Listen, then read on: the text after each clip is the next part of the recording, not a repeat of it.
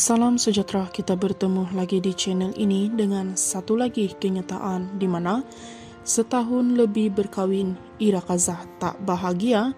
Kabar yang sampai ke telinga Cik Bunga ini agak membuatkan hati ini terasa sedih pula mendengar nasib yang menimpa Ira Kazah, bekas isteri pengarah dan penerbit terkemuka Samsul Yusof. Setahu kalau disebut ini pastinya ramai akan terus mengecam dan menghentam. Hendak buat macam mana, sudah memang lazimnya orang kalau sudah tidak suka, yang baik pun nampak tak baik, wangi pun jadi busuk. Tak begitu, jadi baru-baru ini Cik Bunga sempat berbual dengan seorang kenalan dalam industri seni. Sumber ini berkongsi satu lagi sisi lain mengenai Ira yang menandakwanya sepanjang setahun lebih berumah tangga dengan pengarah terbabit. Wanita berusia 29 tahun ini sebenarnya tidak pernah benar-benar bahagia. Sumber mendakwa dalam tempoh perkawinan mereka boleh kira dengan jari berapa hari saja dia duduk sekali di rumah kelamin bersama Samsul.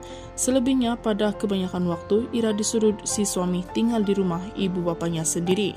Apa yang orang tidak tahu sepanjang tempoh duduk di rumah ibu bapa juga, sepatah pertanyaan kabar pun tak pernah dilayangkan kepada Ira, apatah lagi tanya makan dan minumnya. Sudahlah begitu, untuk bersosial sebagai manusia, biasa pun kabarnya tidak dibenarkan. Meskipun duduk di rumah ibu bapa, kata sumber, Ira pun tentulah mahu bantu keluarganya menampung perbelanjaan, ialah sekurang-kurangnya untuk makan minumnya dan mak ayah atau bil. Disebabkan itu maka kalau perasan, Ira ada buat hantaran berbentuk pekerjaan bila dia dapat tawaran dengan Datuk Alif Syukri baru-baru ini sebelum bercerai. Namun kononnya perkara itu juga menjadi punca penceraian mereka. Cik Bunga juga difahamkan Ira begitu sedih apabila dirinya dipersalahkan semua pihak. Kononnya dialah yang melarang si suami pulang ke pangkuan keluarga sepanjang tempoh perkawinan. Sedangkan sudah berulang kali dia menasihati suami ketika itu supaya pulang jumpa ibu dan ayah yang sangat merindui dirinya. Hatinya juga tumpang gembira dan bersyukur bila mendapat tahu Samsul akhirnya menjenguk kedua orang tuanya baru-baru ini yang turut mengejutkan semua orang. Namun pada masa yang sama hatinya juga remuk kerana tindakan itu dilakukan Samsul sejurus selepas mereka bercerai, seolah-olah memberi gambaran bahawa Iralah yang menjadi punca dalam penghalang utama. Ada beberapa perkara panjang lain yang Cik Bunga dimaklumkan mengenai perihal hidup Ira dan Samsul, tetapi itu sahaja yang dapat disebut di sini kerana yang lainnya lebih mewujudkan.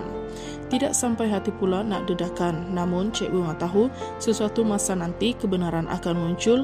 Biarpun rumah tangga mereka sudah terlerai, mungkin Ira juga sudah cukup lama menyimpan rasa sabarnya. Kalau diikutkan dakwaan itu, nasibnya sebagai isteri lebih kurang sama sahaja dengan apa yang dilalui oleh Putri Sarah. Atau mungkin lebih teruk, entahlah, dengan cemuhan dan makian.